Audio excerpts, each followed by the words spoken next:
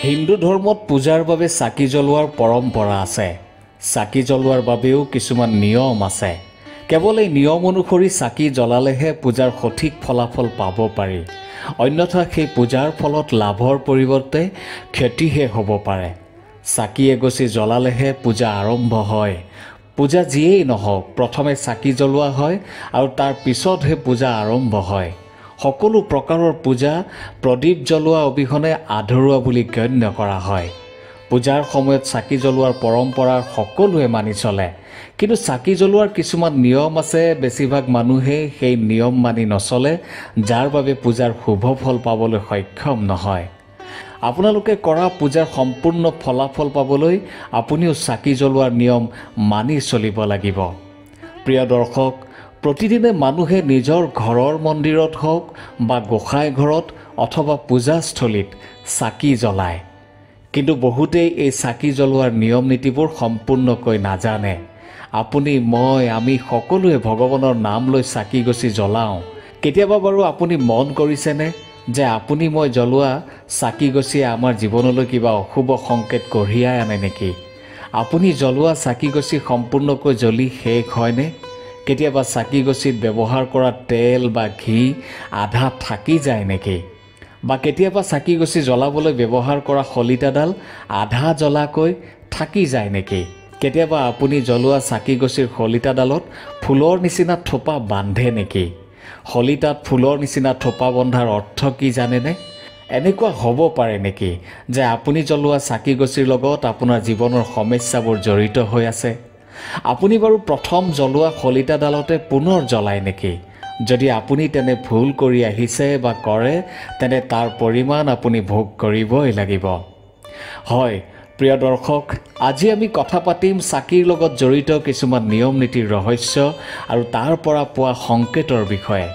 নমস্কাৰ নমস্কাৰ নমস্কাৰ প্ৰিয় দৰ্শক, মোৰ ইউটিউব চেনেল মটিভেটৰ নিৰঞ্জনলৈ মই নিৰঞ্জন শৰ্মাই আপোনালোকক স্বাগতম জনাইছোঁ। আপোনালোকলৈ এটি অতি বিনম্ৰ অনুৰোধ, আপোনালোকে চেনেলটো ছাবস্ক্ৰাইব নকৰিলেও ভিডিঅ'টো এটা লাইক কৰি দিব। আপোনাৰ এটা লাইকে বহুতো অনাথ শিশুৰ জীৱন উদ্ধাৰ কৰাত সহায় কৰিব, কাৰণ আমি আমাৰ চেনেলৰ পৰা পোৱা ধনৰ এটা অংশ অনাথ শিশুৰ জীৱনটো সুখকৰ কৰি তোলাত আগবঢ়াই আছোঁ। আপুনিও আমাৰ এই যাত্ৰাত অংশীদাৰ হওক। আহক এতিয়া ভিডিঅ'টোৰ মাজলৈ আগবাঢ়োঁ। আপুনি যেতিয়া চাকি গছি জ্বলায়, তেতিয়া হয়তো চাকি গছি বেছিকৈ জ্বলিবলৈ আৰম্ভ কৰে, বা চাকি গছ নুমাই যায়, বা চাকি গছ সম্পূৰ্ণকৈ জ্বলি শেষ হৈ যায়, বা আধা জ্বলি নুমাই যায়, আৰু শলিতাডালত থকা ছাইখিনিয়ে ফুলৰ নিচিনা থোপাৰ আকাৰ লয়। এই গোটেই কথাখিনিয়ে ধনাত্মক আৰু ঋণাত্মক সংকেত কঢ়িয়াই আনে। প্ৰথমতে জানো আহক যে চাকি গছৰ শলিতাডালত যদি ফুল সদৃশ থোপা বান্ধে, তেন্তে তাৰ অৰ্থ কি? সাধাৰণতে যেতিয়া আমি সম্পূৰ্ণ শ্ৰদ্ধা ভক্তিৰে ভগৱানৰ পূজা অৰ্চনা কৰোঁ, তেতিয়া ভগৱানৰ ফালৰ পৰা কিবা নহয় কিবা এটা সংকেত নিশ্চয় পোৱা যায়। এই সংকেতৰ এটা হৈছে চাকি গছিত ফুলৰ থোপা বন্ধা। পূজাৰ সময়ত আপুনি জ্বলোৱা চাকি গছিত যদি ফুলৰ থোপা বন্ধা পৰিলক্ষিত হৈছে, তেন্তে এইটো এটা অতি শুভ সংকেত বুলি মান্যতা দিয়া হৈছে। ইয়াৰ অৰ্থ হৈছে যে ভগৱান আপোনাৰ ওপৰত খুব প্ৰসন্ন হৈছে, আপোনাৰ পূজা স্বীকাৰ কৰিছে, আপোনাৰ প্ৰাৰ্থনা স্বীকাৰ কৰিছে। আৰু এয়াও কোৱা হয় যে ভগৱানে কিবা নহয় কিবা এটা ৰূপত আপোনাক সহায় কৰি আছে। যদি আপোনাৰ ঘৰত কোনো দিব্য শক্তিৰ বাস থাকে আৰু আপোনাৰ লগতে সেই দিব্য শক্তিয়ে প্ৰাৰ্থনাত ভাগ লয়, তেনে মনত ৰাখিব, আপুনি জ্বলোৱা চাকি গছিত এটাতকৈ বেছি ফুল সদৃশ থোপা বান্ধিব। ইয়াৰ অৰ্থ এয়াই যে আপুনি অতি ভাগ্যশালী। এতিয়া জানো আহক চাকি গছি জ্বলোৱাৰ ক্ষেত্ৰত মানিবলগীয়া কেইটামান বিশেষ দৰকাৰী নিয়ম। সদায় চাফ চিকুণ চাকিহে জ্বলাব লাগে। যদি আপুনি আগতে জ্বলোৱা শলিতাৰে চাকি গছি জ্বলায় বা সেই চাকি গছি চাফ চিকুণ নকৰাকৈ জ্বলায়, তেন্তে ভগৱান আপোনাৰ ওপৰত প্ৰসন্ন হোৱাৰ পৰিৱৰ্তে অসন্তুষ্ট হ'ব। তাৰ বাবে আপুনি ভয়ানক পৰিণাম পাব পাৰে। ইয়াৰ ফলত আপোনাৰ সম্পূৰ্ণ হ'বলৈ ধৰা কোনো এটা কাম আধাতে সমাপ্ত হ'ব পাৰে, আপোনাৰ সঞ্চিত ধন খৰচ হোৱাৰ পথ মুকলি হ'ব পাৰে, বা আপোনাৰ হাতলৈ ধন অহাৰ সকলো পথ বন্ধ হৈ পৰিব পাৰে। সেয়েহে সদায় ধ্যান দিব যাতে আপুনি পৰিষ্কাৰ চাকিহে জ্বলায়। বাৰে বাৰে কেতিয়াও চাকি সলনি কৰিব নালাগে।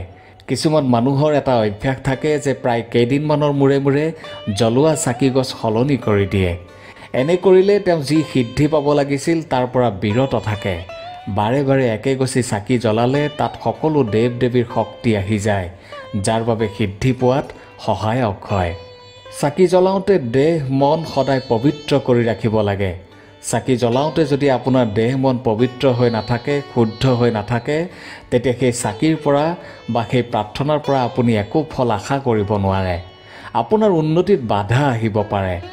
সেয়েহে সদায় শুদ্ধ মনে পবিত্ৰ শৰীৰেৰে নতুন শলিতা ব্যৱহাৰ কৰি চাফ চিকুণ কৰি চাকি গছ জ্বলাব লাগে। ঘৰ বা মন্দিৰত সূৰ্য উদয় আৰু সূৰ্যাস্তৰ মাজতহে চাকি জ্বলাব লাগে। ৰাতিপুৱাৰ পূজাৰ সময়ত এগছি চাকি জ্বলাই তাৰ পিছত সন্ধিয়া আৰতিৰ বাবে এগছি চাকি জ্বলাব লাগে। ধৰ্মীয় বিশ্বাস অনুসৰি সন্ধিয়া চাকিগছি পূব দিশলৈ মুখ কৰি জ্বলাব লাগে। বাস্তুশাস্ত্ৰৰ মতে চাকিৰ শিখা উত্তৰ দিশত থকাটো শুভ।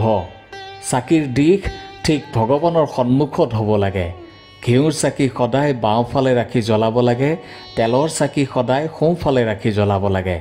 পুৱা 5 বজাৰ পৰা 10 বজালৈ চাকি জ্বলোৱাটো শুভ বুলি বিশ্বাস কৰা হয়।